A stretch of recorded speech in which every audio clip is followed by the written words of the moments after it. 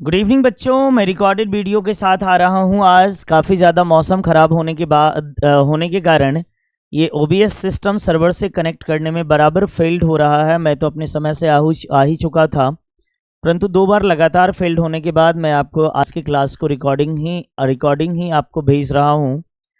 तो हमें रिकॉर्डिंग ही करना पड़ रहा है। तो चलिए मैं शुरू करता हूं। तो पिछले हमारा ये जो सीरीज़ है क्लास 12th इंग्लिश मीडियम वाले बच्चों के लिए है बायोलॉजी का, जिसमें chapter number 5 principle of inheritance को लेकर के आ रहा हूं, जिसमें हमने आपको आज से पिछले क्लास में कुछ 35 क्वेश्चन का सीरीज कराया था।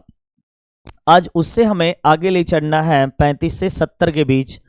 तो आज की क्लास को शुरू करा जाए। तो चलो बच्चे शुरू करता हूं। आज के क्लास हमारे 36 क्वेश्चन से स्टार्ट होंगे। बच्चे बहुत आसान क्वेश्चन है। क्वेश्चन लिखा है chromosome number in human female. क्या लिख रखा है?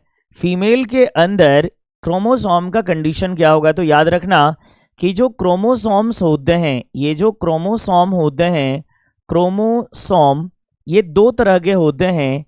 एक का नाम है ऑटोसोमल और दूसरे का नाम है sex chromosome.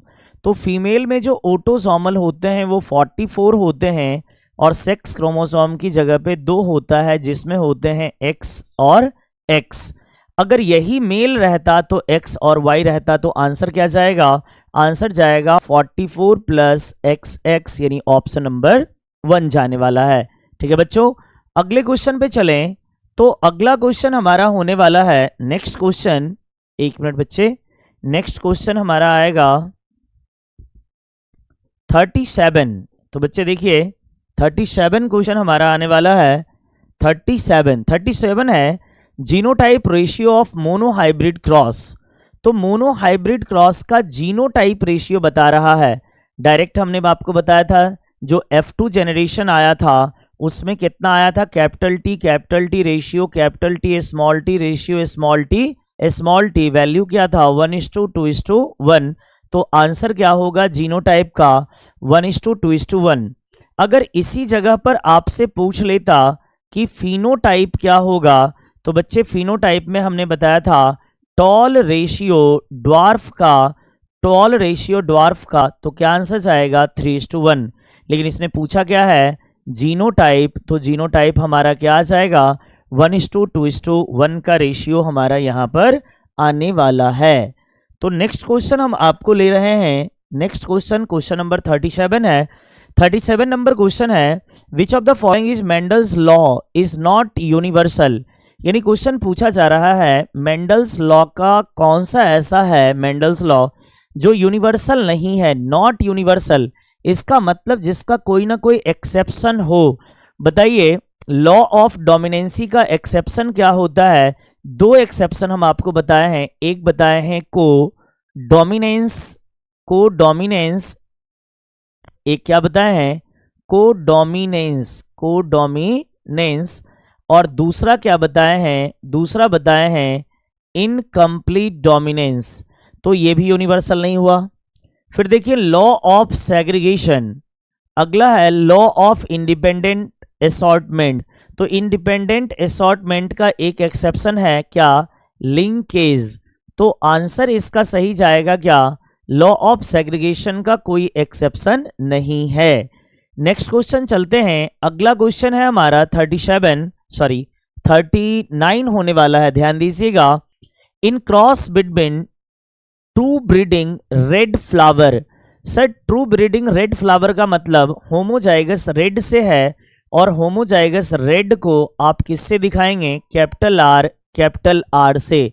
Flower and true breeded white flower, और इसका क्रॉस किससे कराया गया है? ये वाइट से कराया गया है। वाइट का क्या होगा? Small R. जहां तक क्वेश्चन बताया हम वहां तक लिख दिए। आगे है प्लांट ऑफ एंटीराइनम मेजर्स, जिसको आप स्नैपड्रैगन भी कहते हैं। जनरेशन वाज पिंक फ्लावर आएगा इन विच इज एन एग्जाम्पल। तो बताइए अगर इस दोनों को क्रॉस करते हैं तो हमें फ्लावर आ रहा है पिंक, और पिंक कैसा होता था? Capital R small R. अब देखो ये कैपिटल आर के कारण क्या होना चाहिए? रेड, और ये स्मॉल आर के कारण क्या होना चाहिए? व्हाइट। तो ना ही रेड दिखा और ना ही वाइट दिखा। इसका मतलब अगर रेड होता तो डोमिनेंसी को अप्लाइड होता, और डोमिनेंसी अप्लाई नहीं हो रहा है, इसका मतलब क्या रहा, incomplete dominancy means the red colour of the flower are not totally expressed या fully expressed on the white colour, so it is the example of incomplete dominancy. Question ये समझ में आ गया होगा। अगला क्वेश्चन हमारा है, ये हम चल रहे हैं 40 पे चल रहे हैं। Which of the following is a statement which of the following statement is incorrect, यानी आपको गलत वाले को चुनना है। इनकरेक्ट यानी गलत वाले को चुनना है। तो पहला ऑप्शन है characters are controlled by factor, Mendel के अकॉर्डिंग ये क्या कहता था, फैक्टर। अगला है फैक्टर्स आर डिस्क्रिएट, मतलब अलग अलग हो सकता है। अगला है in plant factors are in a pair, यानी पी के अंदर फैक्टर्स पेयर में होते हैं। Alleles blend with each other, allele एक दूसरे से ब्लेंड करते हैं। तो जरा देखिए क्वेश्चन कह रहा है कौन सा इनकरेक्ट होगा, तो एलिल्स ब्लेंड नहीं करता है, सही है। In P factors are in pair, ये भी सही है। Factors are discrete. अगला है characters are controlled by factor, तो ये भी सही है, ये भी सही है, ये भी सही है, और कह रहा था गलत चुनने के लिए, तो आंसर हमारा क्या जाएगा, बी वाला। अगला क्वेश्चन चला जाए तो अगले क्वेश्चन की तरफ चलें, तो अगला है 41, what is the cytological basis of law of inheritance assortment, यानी क्या कह रहा है, लॉ ऑफ इंडिपेंडेंट असॉर्टमेंट के लिए क्या कहा गया। तो हम आपको बताए थे अगर दो कैरेक्टर्स का जीन का इनहेरिटेंस अगर एक ही टाइम देखा जाता है, साथ साथ देखा जाता है, तो दोनों कैरेक्टर एक दूसरे से सेपरेटली एक्सप्रेस्ड करता है, जिसको बोलते हैं लॉ ऑफ इंडिपेंडेंट असॉर्टमेंट।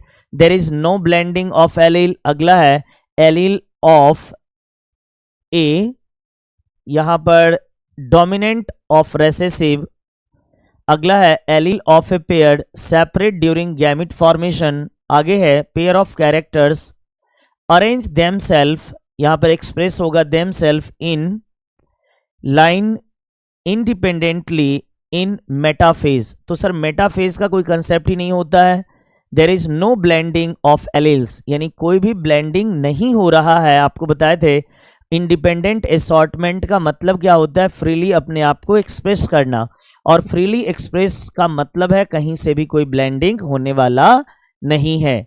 अगले क्वेश्चन की तरफ चलते हैं, question number 42, which of the following is not a chromosomal disorder, कह रहा है क्रोमोसोमल डिसऑर्डर नहीं होगा। सर डाउन सिंड्रोम है जिसमें 21st क्रोमोसोम में दिक्कत आती थी। क्लाइनफेंटर जरूर है जो मेल में होता था और +1 एक्स हो जाता था। सर टर्नर सिंड्रोम भी है, टर्नर सिंड्रोम में क्या होता था, जो फीमेल में होती थी और इसमें -X हो जाता था। सर हीमोफीलिया ये जेनेटिक डिसऑर्डर है, एक्स लिंक्ड डिसऑर्डर है, तो इसको आप क्रोमोसोमल में कंसीडर नहीं करेंगे इस ऑप्शन के अकॉर्डिंग। तो आंसर क्या जाएगा, हीमोफीलिया। मैंने आपको डाउन सिंड्रोम भी बताया है, क्लाइनफेंटर भी बताया है, टर्नर भी बताया है। अगले क्वेश्चन की तरफ चलते हैं। 43, who propose the chromosomal theory of inheritance. याद करें क्रोमोसोमल थ्योरी ऑफ इनहेरिटेंस कौन दिया था, Mendel no, Sutton and Boveri yes. Sutton and Boveri दिया था, लेकिन इसी को मॉर्गन किया था, एक्सपेरिमेंटली प्रूव्ड किया था। लेकिन पूछ रहा है एक्सपेरिमेंटल प्रूव्ड की तो बात है नहीं, केवल दिया था कौन, तो आंसर क्या जाएगा, सटन एंड बॉबरी जाएगा। अगले क्वेश्चन की तरफ चलते हैं। 44 बच्चे ध्यान दीजिएगा, which of the following is not a hereditary disease. Hereditary disease को आप कह सकते हैं जेनेटिक डिजीज, यानी कौन सा ऐसा ऑप्शन है जो जेनेटिक डिजीज नहीं काउज कर रहा है, जेनेटिक डिजीज का नहीं है। सिस्टिक फाइब्रोसिस, हीमोफीलिया, क्रिटिनिज्म और थैलेसीमिया। अब देखें इसमें से सिस्टिक फाइब्रोसिस होता है, हीमोफीलिया है ही, थैलेसीमिया भी है, तो आंसर क्या जाएगा, क्रिटिनिज्म जो है ये आपका क्रोमोसोमल ये मेंडेलियन डिसऑर्डर या फिर जेनेटिक डिसऑर्डर नहीं होने वाला है। अगला क्वेश्चन है 45 है, a disease caused bye autosomal primary non disjunction, यानी कह रहा ऑटोसोमल डिजीज है और डिसजंक्शन के कारण हो रहा है। सबसे पहले देखिए क्लाइनफेल्टर क्रोमोसोमल है, होगा ही नहीं, टर्नर क्रोमोसोमल है, होगा ही नहीं, डाउन क्रोमोसोमल है, होगा ही नहीं, और ऑटोसोमल एक ही था। ये ऑटोसोमल की बात करें तो ऑटोसोमल में हमने आपको पढ़ाया है कि ऑटोसोमल डिजीज कौन होता है, सिकल सेल एनीमिया, जिसमें होता क्या है, जो हमारा कोडोन था GAG वो बदल गया था GAG में। इसका मतलब ये किसका एग्जाम्पल था, ये था पॉइंट म्यूटेशन का, और पॉइंट म्यूटेशन किस में, ये हुआ था ऑटोसोमल क्रोमोसोम में। तो आंसर क्या जाएगा, सिकल सेल एनीमिया। अगले क्वेश्चन की तरफ चलें। अगला क्वेश्चन हमारा होने वाला है 46, what is the dihybrid test cross ratio. तो बच्चे आपको बताए थे डाइहाइब्रिड टेस्ट में, डाइहाइब्रिड का मतलब F1 का क्रॉस रेसेसिव से कराना है। F1 का वैल्यू क्या था, F1 का वैल्यू आ रहा था capital R small r capital Y small y, और रेसेसिव क्या थे, small r small r small y small y। बच्चे यहाँ से 4 तरह के गैमेट बनेंगे। 4 तरह के गैमेट कौन कौन से बनेंगे आपको बनाना हमने सिखाया। एक कैपिटल R, जैसे देखो बनाएंगे कैसे, कैपिटल R स्मॉल r 2 संभावनाएं इससे, फिर इससे भी 2 संभावनाएं, कैपिटल Y स्मॉल y, इससे भी कैपिटल Y स्मॉल y। अब ये हमें क्या देगा, कैपिटल R कैपिटल Y, इससे क्या बनेगा कैपिटल R स्मॉल y, इससे क्या बनेगा स्मॉल r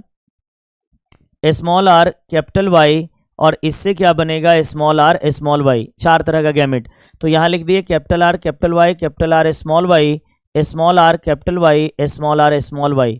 और यहाँ से क्या निकल के आएगा, बस एक ही संभावना है, स्मॉल r इस दोनों से क्योंकि सेम है, और इस दोनों से स्मॉल, इससे दोनों से स्मॉल r, इस दोनों से स्मॉल y। अगर हम इसका क्रॉस इसके साथ कराएं तो क्या निकल के आएगा, capital R small r capital Y small y। इसका क्रॉस अगर इससे कराएं तो क्या आएगा, capital R small r small y small y। इसका क्रॉस इसके साथ कराएं तो small r capital Y small y, और इसका क्रॉस इसके साथ कराएं तो small r small y small y। बताओ इसके कारण क्या आएगा, रेड के साथ येलो, इसका क्या आएगा, रेड के साथ ग्रीन, इसका क्या आएगा, इसका आएगा रिंकल्ड के साथ येलो, और इसका क्या आएगा, रिंकल्ड के साथ ग्रीन। यानी बताइए सभी एक एक आए हैं, तो वैल्यू क्या आएगा, इसका वैल्यू आएगा 1:1:1:1। तो क्या आंसर आएगा भाई साहब, ये वैल्यू हमारा आएगा 1:1:1:1। अगले क्वेश्चन की तरफ चलें। आप लोग को जो नहीं समझ में आएगा बार बार रिपीट करके देखिएगा, मैं सभी क्वेश्चन को इजीली से बता रहा हूं, निश्चित रूप से आपको समझ में आ जाएंगे अगर आप थोड़ी शिद्दत के साथ देखेंगे। 47 है, variation appear during the meiosis due to. Sir meiosis के दौरान वेरिएशन मिलता है, और इसका मेन कारण क्या होता है, क्रॉसिंग ओवर। क्या होगा, क्रॉसिंग ओवर। और क्रॉसिंग ओवर कहाँ होता है, सर मियोसिस में होता है। मियोसिस के कौन से फेज में होगा, तो मियोसिस के प्रोफेज फर्स्ट में होगा, और प्रोफेज के 5 स्टेज हम बताए थे, नाम याद करिए। नाम था लिप्लोटीन, जाइगोटीन, पेकाइटिन। 1 मिनट बच्चे, एक जरूरी फोन कॉल आ रहा है।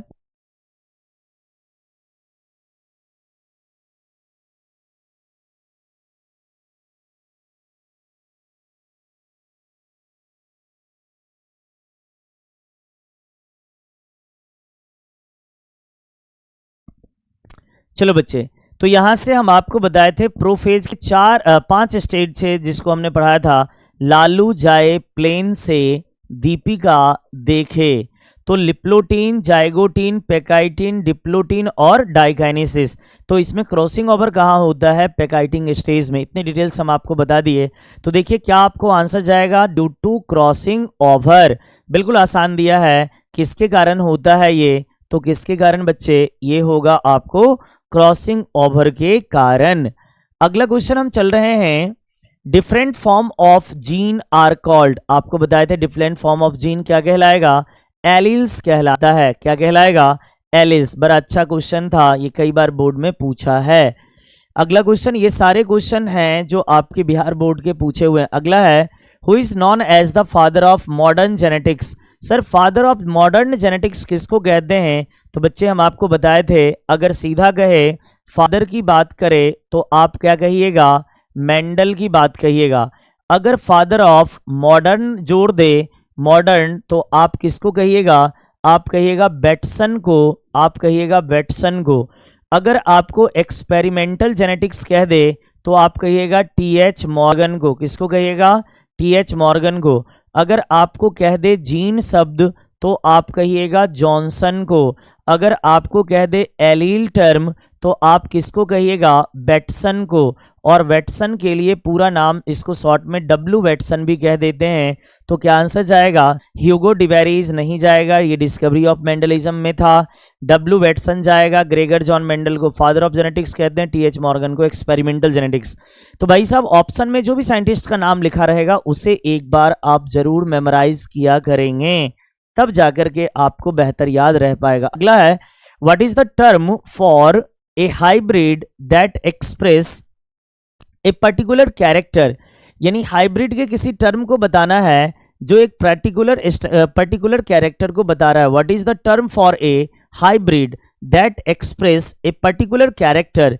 यानी किसी हाइब्रिड में, जैसे एक बात बताइए, कैपिटल टी स्मॉल टी हमें आया तो इसमें टॉल का भी कैरेक्टर है और इसमें ड्वार्फ का भी कैरेक्टर है, लेकिन ये जो है ना, ये एक्सप्रेस जो हो रहा है ओनली वन, केवल एक ही एक्सप्रेस हो रहा है, केवल एक ही एक्सप्रेस हो रहा है। कौन सा कैरेक्टर? टॉल। तो वही कह रहा है हाइब्रिड स्टेज में एक्सप्रेस हो रहा है केवल एक ही कैरेक्टर। तो ये किसको बता रहा है? ये बता रहा है डोमिनेंसी को बता रहा है। और डोमिनेंसी किससे आया था? मेंडल के F1 जेनरेशन, मोनोहाइब्रिड के F1 जेनरेशन से आया था। अगले क्वेश्चन की तरफ चला जाए तो अगला हमारा है, which of the following is recessive trait? आपको पूछा जा रहा है रेसेसिव ट्रेट क्या था। तो याद करिए कि सर मेंडल ने 7 कैरेक्टर पर एक्सपेरिमेंट करा था। मैं आपको दोबारा याद दिला देता हूं ताकि आपको सारा का सारा याद हो जाए। पहला लिया था सर हाइट, और हाइट में एक था टॉल, इधर हम डोमिनेंट लिख रहे हैं, इधर रिसेसिव, और ये क्या था? ड्वार्फ। फिर देखिए बच्चे, दूसरा जो कैरेक्टर लिया था इसका था पोजीशन ऑफ फ्लावर। फ्लावर का पोजीशन, जिसमें एक था आपका एक्सियल और ये कैसा था? टर्मिनल। उसके बाद तीसरा था फ्लावर कलर। फ्लावर कलर में जो वॉयलेट था, ये वॉयलेट कैसा था? डोमिनेंट, और वाइट कैसा था? रेसेसिव। फिर चौथा बताए थे पॉड मतलब फ्रूट, शेप। पॉड शेप में आपको बताए थे फुल था डोमिनेंट और कॉन्स्ट्रिक्टेड था रेसेसिव। पांचवा था पॉड कलर जो ग्रीन था ये डोमिनेंट था, और येलो जो था ये रेसेसिव था। उसके बाद बच्चे मैंने बताया था छठा था सीड का शेप में राउंड जो था डोमिनेंट और रिंकल्ड जो था रेसेसिव। सातवां बताए थे सीड का कलर, तो येलो जो था ये डोमिनेंट था और ग्रीन जो था ये रेसेसिव था। तो बच्चे देखिए क्या पूछा जा रहा है, आपसे पूछा जा रहा है रेसेसिव, ये वाली जो होगा, चाहे वो डॉर्फ हो, चाहे वो टर्मिनल हो, चाहे वाइट हो, चाहे वो कॉन्स्ट्रिक्टेड हो, येलो पॉड हो, या फिर रिंकल्ड शेप हो, या फिर ग्रीन सीड कलर हो। देख लीजिए टॉल स्टेम कलर, नहीं सर टॉल वाला डोमिनेंट था, ये होगा ही नहीं। दूसरा कह रहा है वॉयलेट फ्लावर, देखो वॉयलेट फ्लावर डोमिनेंट है, ये होगा ही नहीं। एक्सियल फ्लावर ये भी डोमिनेंट है, ये होगा ही नहीं। अगला है ग्रीन सीड कलर, तो देखो सीड कलर में ग्रीन जो है ये है रेसेसिव, तो आंसर क्या होगा? डी। बच्चे ऐसे कौन समझाएगा, किसको फुर्सत है? लेकिन आप ध्यान दीजिएगा, मैं इस तरह से समझा रहा हूं, आपको एक बार में याद होना चाहिए। ये केवल क्वेश्चन करने के लिए नहीं बल्कि आपकी प्रैक्टिस में भी बड़ा अच्छा काम करेगा, रिवीजन में भी काम कर रहा है ये चीजें। अगला क्वेश्चन रहा है the genotype of homozygous tall plant. कह रहा है होमोजाइगस टॉल, सर टॉल दो तरह का बताए थे, एक बताए थे हेटेरो और दूसरा बताए थे बच्चे होमो। अरे याद करो, होमो का मतलब दोनों पार्ट सेम होगा और हेटेरो का मतलब दोनों अलग अलग। सर ये भी टॉल लेकिन ये होमोजाइगस टॉल और ये हेटेरोजाइगस टॉल। पूछ क्या रहा है? Homozygous tall. सर ये टॉल है कैसा वाला? ये है होमोजाइगस टॉल वाला। ये कैसा है? ये है हेटेरोजाइगस, तो आंसर क्या होगा होमोजाइगस का ए। और ये क्या है, ये है ड्वार्फ। ये कैसा है, ड्वार्फ। तो आंसर हमारा ए गया। अगले क्वेश्चन की तरफ चलते हैं। अगला क्वेश्चन, नंबरिंग थोड़ा सा मिस्टेक हो गया है, कोई टेंशन नहीं लीजिएगा। In a monohybrid cross the F2 generation phenotype ratio. Sir F2 generation का मतलब क्या होता है, यानी F1 का क्रॉस F1 के साथ कैपिटल टी स्मॉल टी का साथ कैपिटल टी स्मॉल टी। अब देखो इससे दो तरह के गैमेट, एक कैपिटल टी और एक स्मॉल टी। इससे भी एक कैपिटल टी एक स्मॉल टी। सर इसका क्रॉस इसके साथ कराओ ना, तो कैपिटल टी, इसका क्रॉस इससे capital T small T. Sir इसका क्रॉस अब इससे कैपिटल टी स्मॉल टी, और इसका क्रॉस इससे स्मॉल टी। बच्चे पूछ क्या रहा है, जीनोटाइप। तो एक ये हुआ, एक ये हुआ और एक ये हुआ, तो रेशियो निकालो। Capital T ratio capital T ratio small T. Sir एक ऐसा वाला, दो ऐसा वाला और एक ऐसा वाला, 1:2:1। बिहार बोर्ड ने इस क्वेश्चन को रिपीट करा है, तो आंसर क्या जाएगा, डी। इस तरह से क्वेश्चन को बड़े मजे में आप बनाइए। सर कितना मिनट का समय अभी तक लगा है, 21 मिनट। बच्चे मैं 30 मिनट का क्लास लगाऊंगा जहां तक ये संपन्न हो सके। अगला है, which of the following is a dominant character of the P plant. मेरे भाई आप जरा देखो ना, सर अभी हमने बताया कि ये डोमिनेंट वाला, तो डोमिनेंट वाला ये जो श्रेणी है, ये वाला, ये किस क्या था, ये पूरा डोमिनेंट था, तो ये वाला होगा डोमिनेंट। चाहे वो टॉल हो, एक्सियल हो, वायलेट हो, फुल हो, ग्रीन हो, राउंड हो या फिर येलो सीड हो। इस तरह से आपके जो भी होंगे वही ऑप्शन हमारा होने वाला है। तो कह रहा है ड्वार्फ स्टेम, नहीं सर ये कैसा है, रेसेसिव होता है ड्वार्फ, तो ये तो ऑप्शन हमारा होगा नहीं, यानी ये ऑप्शन हमारा नहीं होगा क्योंकि ड्वार्फ है, ये ड्वार्फ है, रेसेसिव। और पूछा क्या जा रहा है, पूछा जा रहा है डोमिनेंट। अगला है white flower. Sir white flower भी कैसा था, ये भी कैरेक्टर रेसेसिव होता है, तो ये भी नहीं होगा। एक्सियल, सर ये कैसा होता है, ये डोमिनेंट होता है, और ये क्या है, कॉन्स्ट्रिक्टेड, ये भी क्या है, रेसेसिव। ये कैसा है, रेसेसिव। तो आंसर क्या होगा, एक्सियल। एक बार कंफर्मेशन कर लीजिए मेरे भाई, क्या यही आपको मैंने पढ़ाया गया। अब देखो ना यहाँ पर हमने बताया पोजीशन ऑफ फ्लावर एक्सियल कैसा है, डोमिनेंट था। तो यहाँ से आंसर निकल के आ गया, यहाँ से आंसर निकल के हमारा आ गया ये वाला क्वेश्चन। कौन सा आ गया भाई, सॉरी कहाँ गया सर, हाँ ये वाला। चलो बच्चे ये था 54। आगे चलते हैं 55 पर। The trait of colour blindness is a dash linked recessive disorder. Sir colour blindness का जीन जो हमने बताया था वो जीन होता है एक्स लिंक्ड। कैसा होता है, एक्स लिंक्ड। और एक्स लिंक्ड के लिए हमने मेल में बताया था कि अगर एच कलर ब्लाइंडनेस है तो सी लिखेंगे, एक्स वाई है तो ये मेल कैसा दिखाएगा, नॉर्मल को, और एक्स सी वाई है तो ये किसको दिखाएगा, अफेक्टेड को। इसी जगह पर बच्चे अगर फीमेल होती तो फीमेल में हमने बताया था एक्स एक्स कैसी होंगी, ये होगा नॉर्मल। एक्स सी कैसी होंगी, ये होंगी कैरियर, ये कैसी होंगी कैरियर। और एक्स सी ये कैसी होगी, ये होगी अफेक्टेड, ये कैसी होगी अफेक्टेड। और ये बीमारी कैसा है, एक्स लिंक्ड रेसेसिव है। ये कैसा है, एक्स लिंक्ड रेसेसिव। क्या कह रहा है, जेड लिंक नहीं, वाई लिंक नहीं, क्या कह रहा है, सीधा आंसर जाएगा क्या, एक्स लिंक्ड ये जाएगा। बच्चे बड़े मजे आ रहे होंगे आपको पढ़ाने में क्वेश्चन। आगे चल रहे हैं, अगला क्वेश्चन हमारा, अगला क्वेश्चन है इन द टेस्ट क्रॉस। क्या कह रहा है, टेस्ट क्रॉस। टेस्ट क्रॉस का मतलब F1 का क्रॉस किसके साथ बच्चे, F1 का क्रॉस किसके साथ, रेसेसिव के साथ कराएंगे, तो यही क्या कहलाएगा, टेस्ट क्रॉस।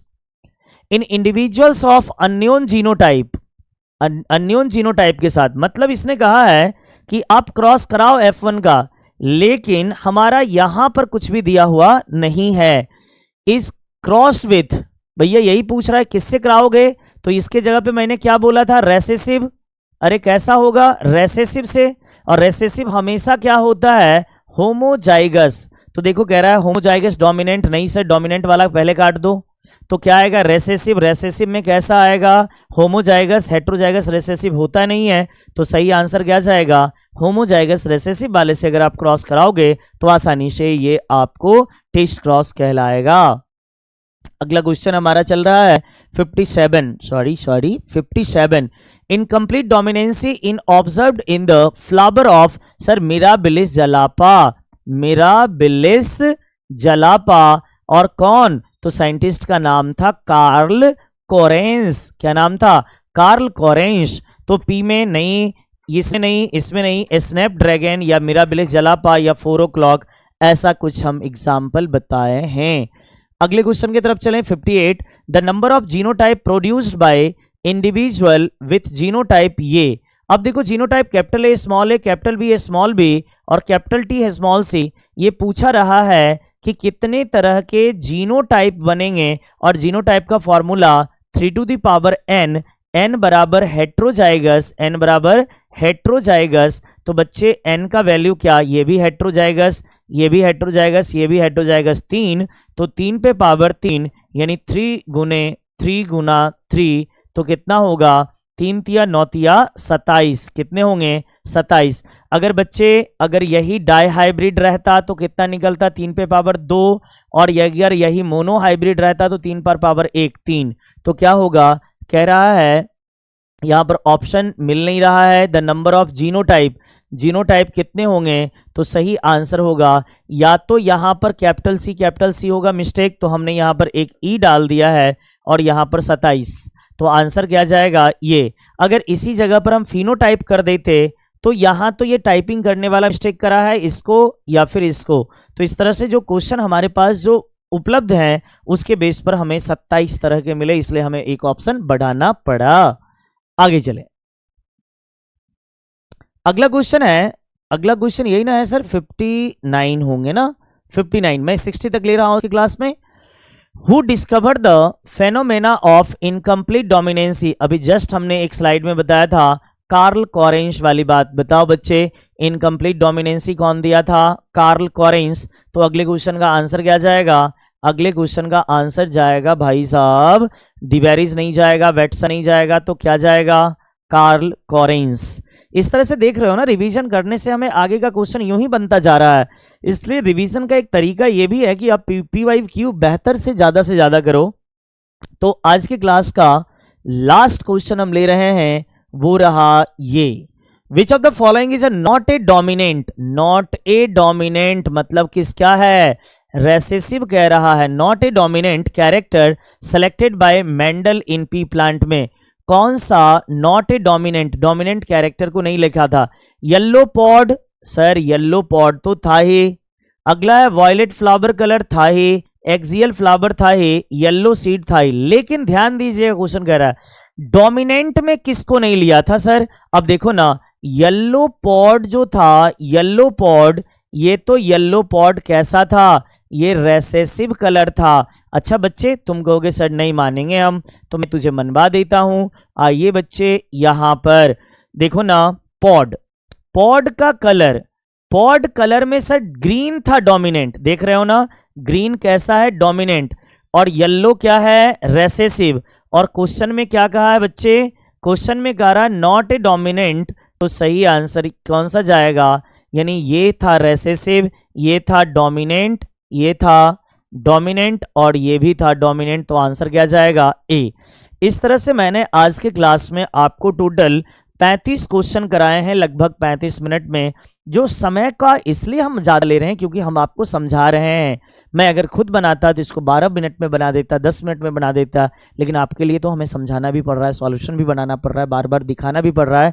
तो बच्चे मैं आपको इसी वीडियो के साथ लेता हूँ आज का क्लास में विदा, क्योंकि मैं आपका लाइव क्लास नहीं करा पाया। तो ज़रूर देखें वीडियो, अगर अच्छा लगा तो अपने दोस्तों में शेयर करें और अपना रिव्यू ज़रूर कमेंट में डालें। बहुत बहुत धन्यवाद, गुड नाइट।